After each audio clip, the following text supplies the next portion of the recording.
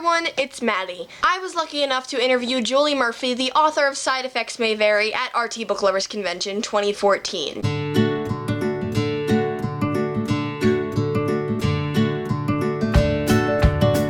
If you stick around to the end of the video, I'll link the exact time that you can skip ahead to if you don't want to watch the interview, which I recommend you do because you get to find some really interesting stuff about Side Effects May Vary and Julie Murphy. I'll be partnering with Julie Murphy to do a giveaway for a signed hardcover copy of Side Effects May Vary. Hi everyone, it's Maddie, and today I'm here with the lovely author of Side Effects May Vary, Miss Julie Murphy.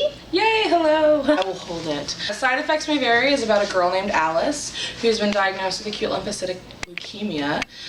She's not such a nice girl, so rather than your average bucket list of doing, canned food drives and riding horsebacks on the beach, stuff like that, she decides that she wants to make a bucket list of all the people she needs to have a final word with before she passes away. So there's lots of revenge, some dirty words said. Alice, by any means possible, completes her list. And upon completion of her list, she goes into remission because everything has consequences. If you've been on my channel for a while or just about a month, you'll know I really enjoyed Side Effects May Vary. I will link my Side Effects May Vary book talk right here so you can go click on it. I will also link the live show I did with several other booktubers down below. So I will just jump into the questions now. Were you inspired by other sick lit novels like The Fault in Our Stars and My Sister's Keeper to write this book, or were you inspired by real life events? The story of how I got published is pretty like a whirlwind experience. And in order to answer that question, I'll tell you this really fast. My major in college was political science research. And I took a year off before grad school or law school and really deciding what I wanted to do to just write and see what happened. And in that year, I wrote Side Effects May Vary, I got an agent, and I got a publishing contract. So my life sort of changed in that year. And this was all before The Fault in Our Stars came out. So once The Fault in Our Stars hit, it was like, oh wow, there's this whole avenue opening up for these types of books. I never really gravitated towards that type of book. I sort of like books where a character gets hit by a car and it kind of catches you off guard. You know what I mean? I like to be caught off guard in that way. So I never really gravitated towards books with illnesses per se, but I think that cancer is something where we've all been touched by it in some way or another. We all know someone who's had cancer, so it's a really relatable thing, and it's something that I think that a lot of people could relate to. So I had this idea for this girl who just lived her life without consequences, and I had to come up with a situation to where she felt comfortable doing that, and what better than a terminal illness. So. I really liked how you did that because Alice felt just so real to me. Yeah. And in most books, they're kind of like, oh, well, I have cancer, now I have to be an angel and do everything good. But in this, she really doesn't care about the consequences, and towards the end she finally goes through that character development that I really enjoyed. Growing up, I was not a really wonderful teenager. I barely graduated high school. I was in and out of class all the time. I was horrible to my parents. I really wanted to write someone who would have felt authentic to me as a teenager. And so if I had been told that I had this terminal illness and my life was going to end before I even hit 20, I would be very angry and upset because I would feel very short-handed. Right. And so I wanted to write a character who felt authentic in that way. My second question is, were you afraid to let Alice into the world because she has some unlikable traits? This is embarrassing. I can't believe I'm saying this. I didn't know Alice was so unlikable until my editor told me.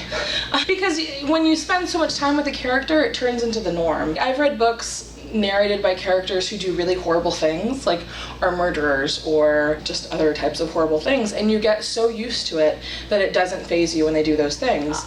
And I spent so much time with Alice writing Alice that it came to the point where it wasn't Alice had all these horrible traits, it was just Alice being Alice. You know what I mean? Yeah. So I got really used to it. We definitely scaled some things back, but it was still really, really scary because people say that they want to see authentic and sometimes even likable characters or anti-heroes, but sometimes they're not prepared to deal with the reality of it. Mm-hmm. So it was scary, but I don't regret anything, and I'm really pleased with Alice. I liked Alice. I mean, she was real to me, and she just did some things that real people would do, and I liked how she also did some good things along with the bad, and so it kind of balanced itself out, which I really liked. A big thing in constructing Alice is that I really thought a lot about how, as people, usually our greatest strengths are also our greatest weaknesses. Mm-hmm. So, I mean, even with Harvey, his greatest strength is his unconditional love, but it's also his greatest weakness. Right. So that was really important to me in building Alice.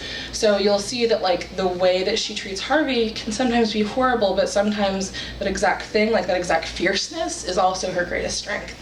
So my next question is, Side Effects May Vary and Dumplin', your book that's going to be coming out next year, I think, Yes. are both contemporary novels. Yeah. Do you think you'll ever venture out into other genres? I was actually just talking to someone about this at the RT book fair. I read a lot of contemporary, I do, but I also read a lot of adult books. But in YA, like my big sweet spot that I really love is paranormal and fantasy, Ooh, I like that which is too. surprising. When I sit down to write, it's always contemporary. But sometimes I drift into magical realism. Ooh.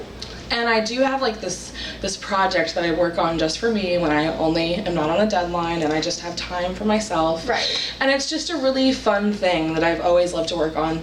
And it's definitely like, you know, like more like circusy and Ooh. just totally different from anything I've ever written before. Ah. So sometimes, yeah, maybe someday. Awesome, I'd love to read it. Yeah. My last question is, what's your favorite part of the writing process and what's your least favorite part? Okay, I'll start with my least favorite part. My least favorite part is that I work from home. So there's like, I worked growing, I've worked since I was 16. So I always had a work schedule and I always left work. And when you're writing and you're working from home, there's no such thing as like leaving work. There's no such thing as like office hours. So you never have time off. Your brain is always working. And it's a really wonderful thing, but it's also a really hard thing because you can never like I can't even read a book anymore and just be a reader. Like I'm Scrutinize. yeah, I'm always thinking from like an author's like perspective of like what's going on, what's happening. Was this like an editor's decision? Was this the author's decision? So the thing that I most enjoy is almost been a little ruined by it. But you know, and it's hard to get that balance of closing your office door at home and just saying like, I'm done now, I'm gonna go spend time with my family, like this is enough. I would say that my favorite part so far has been the community. It feels like this whole like missing link of my life has been like unveiled to me. Like all these people have been so incredible and so welcoming and so kind. And I've created lifelong friends in the last couple of years that I wouldn't have otherwise met. So it's definitely, the community has been really huge, and you know, just the relationship I've created with my editor, and it's really cool to finally meet someone who like just trusts you to create something. That's great. Authors just seem so nice to me. You're so nice, and everyone I've met today has just been so nice. wonderful. Thank you. Yeah. And everyone has just been so wonderful, and it just seems like every author just has this love of like books and each other. It's awesome. Yeah. Well, thank you so much for doing an interview with me, and I will probably be doing a giveaway with Miss Julia Murphy, and you can stay tuned for that. I'm Maddie. Thanks for watching. I'll see you next time. Bye. Bye. The rules to enter this giveaway are simple. Number 1, you have to be a subscriber to our channel because I'm rewarding subscribers for this. Second, I want you to make a post on Instagram, Twitter, Tumblr, make a Tumbly thing about it, or Facebook, anything you want, just talking about our channel or recommending that people watch some of our videos. Just make sure you link a video or link our channel somewhere in said post. 3, you have to comment down below a link to said post so I can see it. Lastly, number 4, you have to be a US resident. I'm sorry,